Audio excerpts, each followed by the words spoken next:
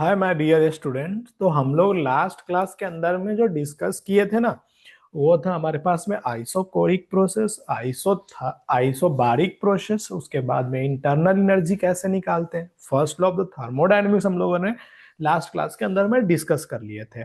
आज की क्लासेस के अंदर में ना वेरी वेरी इंपॉर्टेंट प्रोसेस है, that is called the isothermal process. तो आज की क्लास के अंदर में हम लोग जो लेने वाले हैं उसका नाम है आइसो थर्मल प्रोसेस। और मैं पहले ही बता रहा हूं कि कल क्लासेस नहीं है, जिसके कारण हमें क्या करना पड़ रहा है, ये रिकॉर्डिंग डालना पड़ रहा है। तो आप लोग प्लीज देख करके नोटबुक बना लीजिएगा, क्योंकि ये आगे नहीं पढ़ाया जाएगा ऑनलाइन क्लासेस के अंदर में। तो आइसोथर्मल प्रोसेस क्या होता है, what is the meaning of the isothermal process?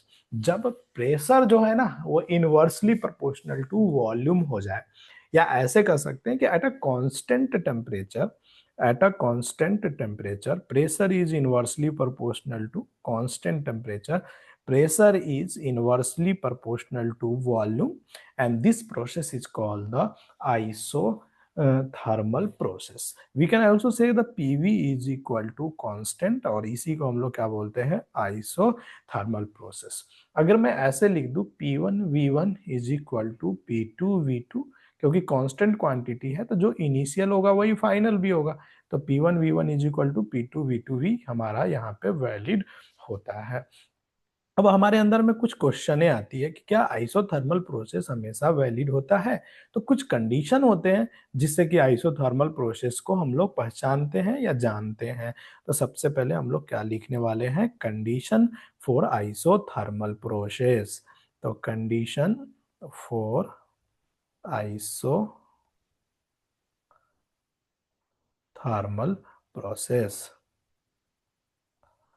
थोड़ा सा ऐप नहीं चलने के कारण, सॉरी, यहाँ पे थोड़ा सा बस मेरे को कल क्लास नहीं लेना है ऑनलाइन, दैट्स वाइज हमने यहाँ पे ये किया है।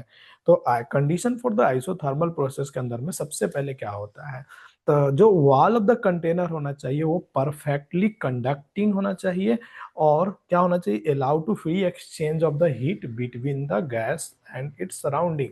मतलब क्या होना चाहिए कि जो हम लोग कोई भी वॉल बनाएंगे, कंडक्टिंग वॉल जो होगा, कंटेनर का जो वॉल होगा, वो क्या होना चाहिए, जैसे कि मैंने एक कंटेनर बनाया, सपोज कर लो कि ये कंटेनर है, समझने की कोशिश करना। तो इस कंटेनर के अंदर में क्या होना चाहिए, इसका जो वॉल होना चाहिए वो पहले क्या होना चाहिए, परफेक्टली कंडक्टिंग होना चाहिए, परफेक्टली कंडक्टिंग होना चाहिए।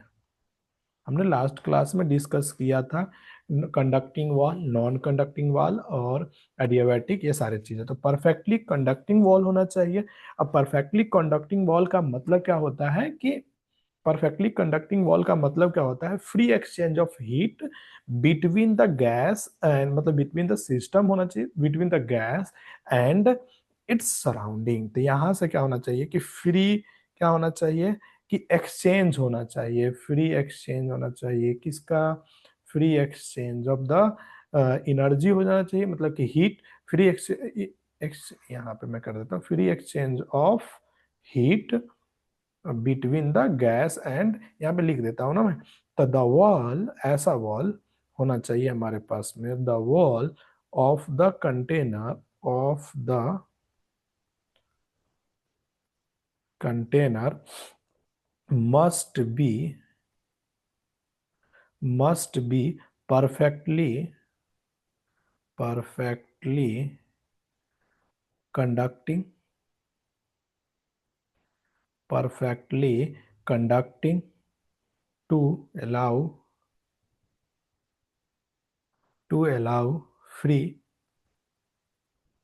free exchange of heat। मैंने बोला था कि हीट का एक्सचेंज होना चाहिए, exchange of heat between between the between the gas and its surrounding, SURROUNDING,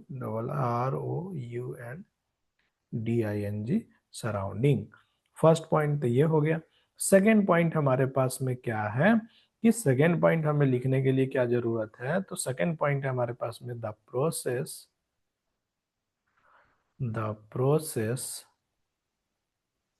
the process of compression, the process of compression मतलब होता है कंप्रेस करना, या हम लोग एक्सपेंशन बोल सकते हैं, और एक्सपेंशन मैं पहले लिख देता हूँ फिर आपको देख लेता हूँ। प्रोसेस ऑफ कंप्रेशन और expansion should be very slow होना चाहिए, मतलब कि बहुत ही धीरे धीरे होना चाहिए। ऐसा नहीं कि एक बैग 1 लीटर है और एक बैग 2 लीटर हो जाएगा, नहीं, 1 लीटर से 1.1 लीटर, 1.2 लीटर ऐसे बढ़ते जाएंगे, यानी कि कम द प्रोसेस होना चाहिए वो वेरी स्लो होना चाहिए, कहने का मेरा ये मतलब है। दैट मीन्स क्या बोल सकते हैं, द प्रोसेस ऑफ कंप्रेशन और द एक्सपेंशन जो होना चाहिए, ये क्या होना चाहिए, should be very, SHOULD, should be very slow, या सो स्लो लिख दो, कोई दिक्कत नहीं है, so slow, slow, so as to, so as to provide, PROVID, provide time for a, for the होना चाहिए था, for the exchange of heat. मतलब क्या होना चाहिए हमें कि हीट को प्रोवाइड कराने के लिए कंप्रेशन और एक्सपेंशन जो होना चाहिए वो वेरी स्लो होना चाहिए। अब हम लोग बात कर लेते हैं कि इसका पीवी ग्राफ कैसा होता है। तो पीवी ग्राफ जो होता है ना इसके, वो होते हैं भैया, पीवी ग्राफ जो होते हैं वो हाइपरबोला होते हैं, कुछ इस तरह से होते हैं। क्या कि हम लोग जानते हैं कि P and V is equal to, जब भी कांस्टेंट होता है तो उसका ग्राफ हाइपरबोला होता है। मैंने पीवी ग्राफ बना दिया और इस तरह से मैंने क्या किया कि 3 हाइपरबोला कर्व बनाया। तो हमसे क्वेश्चन ऐसा भी आ सकता है, ये T1 है, ये T2 है और ये T3 है, तो हमसे पूछा जाएगा कि किस कर्व का टेम्परेचर ज्यादा होगा। तो जो सबसे ऊपर होगा ना, सिंपल वे में अगर हम बात करें तो T3 is greater than T2 is greater than T1 होगा, ठीक है ना, ऐसे निकाल लेंगे, ठीक है। आइए नेक्स्ट हम लोग बात करते हैं, आपको समझाने के लिए और भी चीजें, क्या कि इसका हमने थोड़ा सा एंगल उंगल भी बता देते हैं, उसके बाद में कैसे ये T1 T2 में ग्रेटर आया वो भी मैं समझा देता हूँ। तो सबसे पहले मैं क्या करता हूँ ना कि एक पीवी ग्राफ बनाता हूँ, ठीक है। थोड़ा सा और एक्सप्लेन कर लेते हैं इसको। पीवी ग्राफ हमने यहाँ पे क्या क्या रही यार, चल नहीं रहा है। पीवी ग्राफ हमने यहाँ पे कर लिया। पीवी ग्राफ के अंदर में मैंने एक प्रोसेस डाला और मैंने इसके ऊपर में एक स्लोप डालने की कोशिश किया। ये स्लोप जो निकालेंगे ना, ये स्लोप हमें क्या देगा, इसी के बारे में हम लोग को डिस्कस करना है। तो हमारा स्लोप क्या होगा पहले तो समझने की कोशिश करेंगे, उसके बाद में देखेंगे। तो स्लोप हमें क्या निकालना है, पीवी ग्राफ का स्लोप निकालना है। तो मैंने क्या पढ़ा है कि पीवी इज इक्वल टू क्या होता है कि कांस्टेंट होता है। जब हम इसको क्या करेंगे, डिफरेंशिएट करेंगे, तो P into d v plus में V into d p is equal to क्या हो जाएगा, 0 हो जाएगा। अब मैं इसको थोड़ा सा और अच्छे से, हमें पता है कि स्लोप क्या होता है, dp बाई डी वी होता है, तो हमें यहाँ पे dp बाई डी वी चाहिए। तो मैं क्या करूंगा, v इंटू में dp is equal to minus और p इंटू में dv कर दूंगा। तो v इंटू में dp बाई में यहाँ से dv is equal to minus p आ जाएगा। That means the dp by में dv जो हमें स्लोप चाहिए था उसकी वैल्यू माइनस p बाई में v हो जाएगा। तो हमारे पास में जो स्लोप आएगा वो नेगेटिव ऑफ प्रेशर बाई में वॉल्यूम आएगा। तो ये सबसे पहले हमें पता होना चाहिए कि आइसोथर्मल प्रोसेस का स्लोप क्या होता है। तो minus of the pressure by में वॉल्यूम होता है। ये तो कुछ इंपॉर्टेंट पॉइंट हो गया। सेकेंड इंपॉर्टेंट पॉइंट क्या होता है हमारे लिए कि स्पेसिफिक हीट पूछा जा सकता है, स्पेसिफिक हीट। तो इसके लिए स्पेसिफिक हीट क्या होता है, तो C से डिनोट करते हैं, Q बाई में M डेल्टा T होता है। अब मेरे को पता है कि टेम्परेचर तो यहाँ पे क्या है, टेम्परेचर तो कांस्टेंट है, इसका मतलब क्या होगा, Q बाई में M इंटू में 0, दैट मीन्स इनफाइनाइट होता है स्पेसिफिक हीट। फिर हम लोग डिस्कस करते हैं आइसोथर्मल इलास्टिसिटी। तो यहाँ पे हम लोग डिस्कस करते हैं आइसोथर्मल इलास्टिसिटी। इलास्टिसिटी, जब भी हम लोग बात करेंगे आइसोथर्मल इलास्टिसिटी, तो इसको हम लोग ई थीटा से डिनोट करते थे, याद हो। तो इसको हम लोग लिखते थे स्ट्रेस बाई में स्ट्रेन लिखते थे, और इसकी वैल्यू जो होती है minus of the DP by में डेल्टा वी बाई में वी, और इसकी जो वैल्यू होगी, अब डीपी बाई में डीवी की तो वैल्यू हमें पता है कि पी बाई वी होता है, तो जब इसको सॉल्व करेंगे तो हमारे पास में इसकी वैल्यू जो आ जाएगी वो पी के इक्वल आ जाता है। ठीक है, तो इसलिए हमें याद रखना है कि आइसोथर्मल इलास्टिसिटी जो होता है वो किसके इक्वल हो जाता है, प्रेशर के इक्वल हो जाता है। ठीक है ना, तो ये भी हमको समझ में आ गया। नेक्स्ट पॉइंट जो हमें निकालना होता है इसके अंदर में, that is called the work done by isothermal process. तो ये हमारे पास में प्रोसेस जो है आइसोथर्मल प्रोसेस का हमें वर्क डन निकालना है। तो आप कैसे निकालोगे आइसोथर्मल का वर्क डन, तो हमने एक ही तो फॉर्मूला पढ़ा था, वर्क इज इक्वल टू होता है पी इंटू में d v, integration of p into में डीवी। अब अपने को पता है कि पीवी इज इक्वल टू ऐसे क्या होता है n r t, temperature constant होने पे। तो हमारे पास में अगर P को मैं ऐसे चेंज करूँ तो P n r t by में V, मैं यहाँ पे लिख देता हूँ वॉल्यूम इज द वेरिएबल है, V इनिशियल से V फाइनल तक है। तो हम लोग यहाँ से क्या लिख सकते हैं, एन आर टी बाई में V इंटू में dV, और इसका इंटीग्रेशन V इनिशियल से V फाइनल तक। अब अपने को पता है कि एन आर टी ये तो कांस्टेंट है, गैस का प्रोसेस है, तो एन आर टी क्या होगा, कांस्टेंट। तो एन आर टी कांस्टेंट हो गया, तो यहाँ से आ जाएगा 1/v into d v, v initial से v फाइनल तक।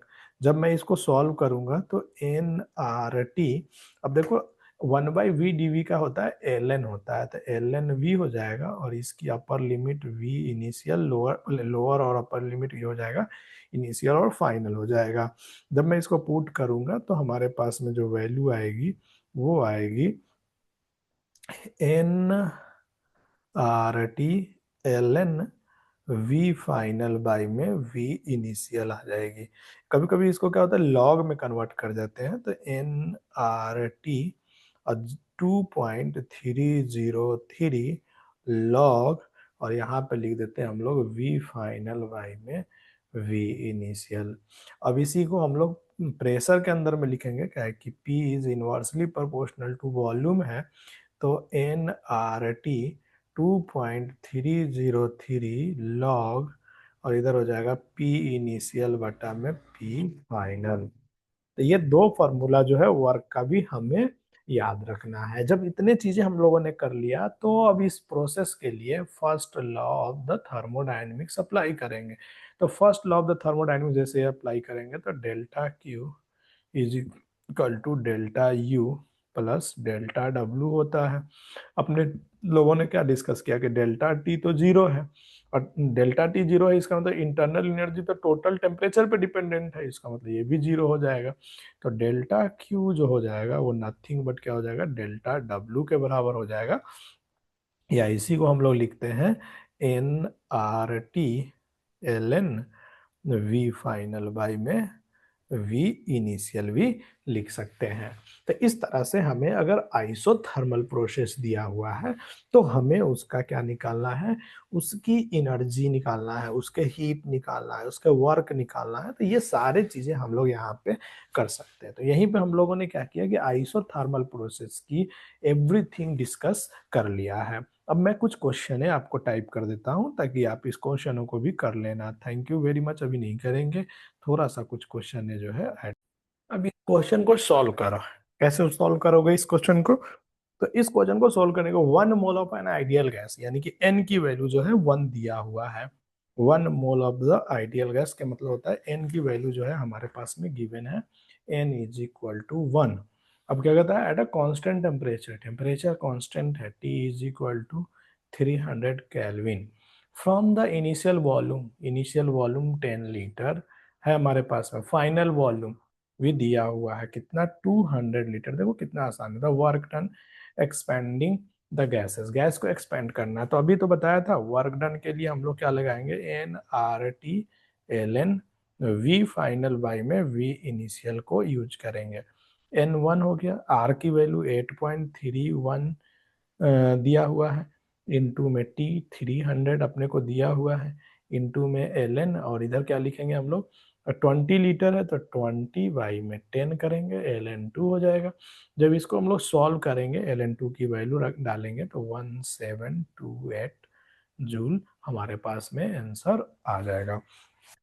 तो इस तरह से हम लोग इसको वैल्यू 0.63 डाल लेना, एल की लगभग लगभग वैल्यू ये तो आ जाएगी यहाँ पे आंसर। अब अपने पास में है कि when an ideal gas in a cylinder was compress isothermally by a piston, इसको आइसोथर्मली क्या करते हैं, पिस्टन से, the work done on the gas was found to be 1.5 on the gas, मतलब गैस के ऊपर वर्क डन हो रहा है इतना ड्यूरिंग द। अब देखो यहाँ पे कंप्रेशन हो रहा है लेकिन आइसोथर्मल प्रोसेस है, डेल्टा टी जीरो है, delta t zero that means delta u zero, delta q is equal to delta डब्ल्यू हो जाएगा। अब वर्क डन जो है on the system, work done on the gas है, तो work done on the minus of the 1.5 into 10⁻⁴ joule हो गया। बट अपने पास में क्या है कि है ही नहीं, अच्छा कैलोरी में दिया हुआ है, तो कैलोरी में दिया हुआ तो इसको क्या करेंगे, 4.18 से डिवाइड कर देंगे, जैसे ही करेंगे तो ये 4×3 12 यानी कि 3.6 × 10⁻³ जूल आ जाएगा, नेगेटिव में आएगा, that means on the outflow of the gas, मतलब हीट जो होगा फ्लो कर जाएगा, आउटफ्लो हो जाएगा, यानी कि ऑप्शन नंबर ए हमारा आंसर हो जाएगा। तो इस तरह से हम लोगों ने आइसोथर्मल प्रोसेस को भी आज हम लोगों ने कंप्लीट कर लिया है। नेक्स्ट लेक्चर जो मंडे को लगेगा उसमें एडियाबैटिक प्रोसेस और आगे की चीज़ों को डिस्कस करेंगे। थैंक यू वेरी मच, आज के लिए इतना ही रहने देते हैं, इसको आप कंप्लीट कीजिएगा, फिर संडे की क्लास जो होगी इन रिकॉर्डेड क्लासेस से ही आपको कंप्लीट करना पड़ेगा। Thank you everyone.